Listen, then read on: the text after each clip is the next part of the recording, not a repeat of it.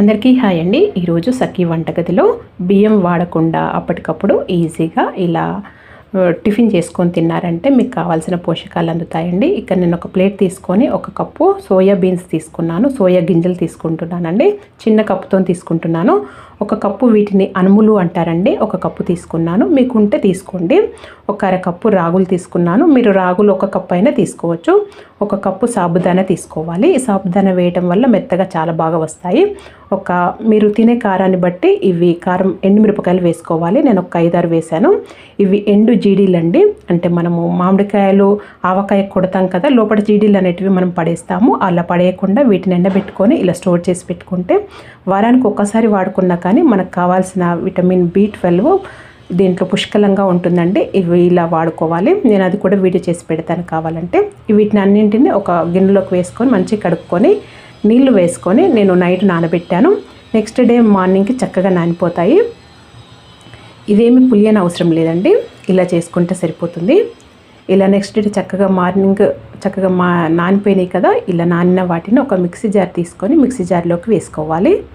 ఇలా మిక్సీ జార్లోకి వేసుకున్న తర్వాత మీరు మీ దగ్గర పచ్చి కొబ్బరి ఉంటే వేసుకోండి, లేకపోయినా కానీ ఏం పర్లేదండి. నేనైతే ఉంది. పచ్చి కొబ్బరి వేయటం వల్ల రుచి చాలా బాగుంటుంది, మంచిది కూడా. పచ్చి కొబ్బరి ఒక పావు చిప్ప వరకు వేసాను. అరచిప్ప అయినా వేసుకోవచ్చు. వేసుకొని రుచికి తగినంత ఉప్పు వేసుకోవాలి. నేను ఒక 1/2 టీ స్పూను ఉప్పు వేసాను. దీంట్లో ఉప్పు తక్కువనే వేసుకోండి. ఒక 1 టీ స్పూన్ వరకు పచ్చి జీలకర్రనేనండి, ఒక జీలకర్ర వేసుకోవాలి. వేసుకొని ఇవన్నింటినీ మీకు నీళ్ళు అవసరమైతేనే నీళ్ళు వేసుకొని మిక్సీ పట్టుకోండి. ఇలా మిక్సీ పట్టుకున్న బ్యాటర్ని ఒక గిన్నెలోకి వేసుకోవాలి. వేసుకొని దీంట్లో మిక్సీ కడిగి కొద్దిగానే నీళ్ళు వేస్తున్నానండి. మనకు దోశలు వేసుకోవడానికి బ్యాటర్ ఎలా ఉంటుందో అలా రెడీ చేసుకోవాలి. దీంట్లో సోడా కానీ ఈనో కానీ అలాంటివి ఏమీ వాడనవసరం లేదండి. చాలా రుచిగా ఉంటుంది.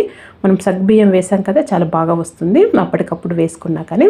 ఇక్కడ పొయ్యి పైన నాన్ స్టిక్ పెనం వేడి చేసుకొని, నాన్ స్టిక్ పెనం అయితే నేనైతే ఎప్పుడు కడగనండి. ఇలా వేడైన తర్వాత నీళ్లు చల్లి ఒక క్లాత్తో ఇలా తుడిచేస్తే సరిపోతుందండి. అది ఊకుకి కడగొద్దు, దానిపైన కోటింగ్ పోతుంది, పెనం కూడా పాడైపోతుందండి. ఇలా వాడుకోవాలి నాన్ స్టిక్ పెనం ఇప్పుడు మంచిగా వేడైన తర్వాత మనం ఈ బ్యాటర్ వేసుకొని ఇలా మంచి చక్కగా దోశలాగా వేసుకోవాలి. మీకు దలసరిగా అంటే దలసరిగా, పల్చగా అంటే పల్చగా ఎలా అయినా వేసుకోవచ్చు. వేసుకొని ఇది నెయ్యి వేసి కాల్చుకోండి. అలాగైతే రుచి చాలా బాగుంటుంది. నెయ్యి కూడా చాలా మంచిది కదా నూనెల కంటే. ఇలా నెయ్యి వేసి నేనైతే చక్కగా కాల్చి చేస్తానండి. ఇంట్లో పిల్లలందరూ అందరూ ఇష్టంగా తింటారండి మా ఇంట్లో అయితే. హెల్త్ అలాగే ఇలా బియ్యం వాడకుండా ఈ దోశలు ఎవరైనా తినొచ్చండి. ఈ విధంగా ఒకసారి ట్రై చేసి చూడండి. చాలా అంటే చాలా రుచిగా ఉంటుంది, మంచిది కూడా. గోధుమ పిండి రొట్టెలు రోజంతా కూడా చాలా మెత్తగా పొరలుగా చక్కగా ఉండాలంటే ఈ విధంగా ఒకసారి ట్రై చేసి చూడండి. ఎక్కువగా నేను ఇంట్లో ఇలా చేస్తుంటాను, అదే చేసి చూపిస్తున్నాను. ఈ విధంగా ట్రై చేసి చూడండి, చాలా బాగుంటాయి. ఇక్కడ నేను గోధుమ పిండి తీసుకున్నాను. మీకు ఎంత కావాలో అంత తీసుకోవచ్చండి. నేనైతే ఒక 300 గ్రాముల వరకు తీసుకున్నానండి. తీసుకొని దీంట్లో ఉప్పు అనేది మీ ఇష్టము, వేసుకుంటే వేసుకోవచ్చు, లేకపోతే లేదు.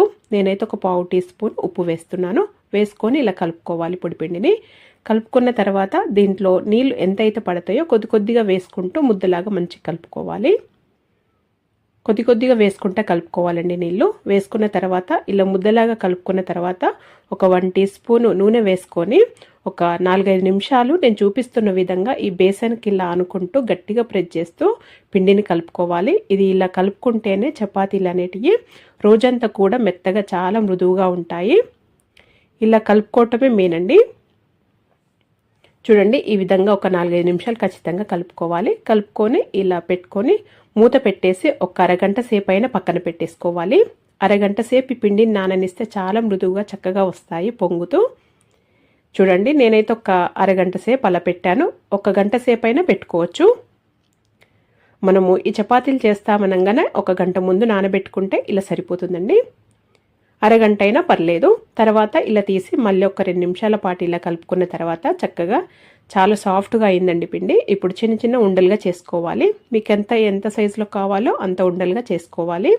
చేసుకున్న తర్వాత ఇలా రౌండ్గా చేసుకొని, నేనైతే కిందనే చేస్తానండి. మన స్టవ్ బండ ఉంటుంది కదా, దానిపైన చేస్తాను. మీరు చపాతీ పీట పైన అయినా కానీ చక్కగా చేసేసుకోవచ్చు. ఇలా కింద పొడిపిండి వేసుకొని పెద్ద చపాతీలాగా ఒత్తాలండి. ముందుగా ఎంత వీలైతే అంత పెద్దగా చాలా సన్నగా ఒత్తుకోవాలి. ఇలా ఒత్తిన తర్వాత నేనైతే పొడిపిండే వేస్తానండి. మీరు కావాలంటే ఈ మధ్యలో నూనె వేయొచ్చు. నూనె వేస్తే ఇంకా చాలా పొరలుగా వస్తుంది, అస్సలు అంటుకోకుండా. నేనైతే ఈ పొడిపిండే వేస్తాను. వేసి ఇలా నేను చూపిస్తున్న విధంగా మడత పెట్టండి.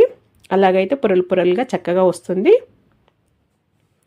ఇలా పొడిపిండి వేసుకొని ఇలా చేసుకున్న తర్వాత మళ్ళీ ఇలా సైడ్స్నే ఇలా చపాతీ కర్రతోని ఒత్తాలండి. పెద్దగా చేసుకోవాలి కొద్దిగా. మధ్యలో ఎక్కువగా ప్రెస్ చేయకండి ఆ చపాతీ కర్రతోని. ఇప్పుడు పెనం వేడి చేసుకొని పెనం పైన వేసుకొని చక్కగా కాల్చుకోవాలి. అన్ని వైపులా చక్కగా కాలేటట్టు కాల్చాలి. ఈ చపాతీని చక్కగా పొంగుతూ చాలా బాగా వస్తాయండి. అన్నీ ఈ విధంగానే చేసుకోవాలి. మీరు దీనిపైన కావాలంటే నూనె వేసుకొని అయినా కాల్చుకోవచ్చు. నేనైతే కొన్ని అలాగే వేస్తానండి. కొన్ని ఏమో పిల్లలకి నెయ్యి రాసి ఇస్తాను. అది కాలిన తర్వాత నెయ్యి అప్లై చేసి ఇస్తానండి. అలాగైతే చాలా బాగుంటాయి. పెనం పైన అయినా కానీ వేసి కాల్చుకోవచ్చు. నెయ్యితోనైనా కాల్చుకోవచ్చు, లేదా నూనెతోనైనా కాల్చుకోవచ్చు. ఈ చపాతీలని ఇలా కాల్చిన తర్వాతనే నేను పిల్లలకి నెయ్యి రాసి ఇస్తానండి. చపాతీ పైన నెయ్యి రాసి ఇస్తే చక్కగా తినేస్తారు. లేదా మా కోసం అయితే ఇలా కాల్చిన తర్వాత ఒక ప్లేట్ లోపట ఒకటి కాటన్ది నాప్కిన్ ఉంటుంది కదండి, అది పెద్దది తీసుకొని వేసుకున్న తర్వాత ఆ నాప్కిన్ పైన ఈ చపాతీలు వేస్తాను. అన్నీ ఇలా వేసిన తర్వాత వేడియే వేసిన తర్వాత మొత్తం మా నాప్కిన్ తోటి కవర్ చేసి పైన ఒక ప్లేట్తో కవర్ చేస్తానండి.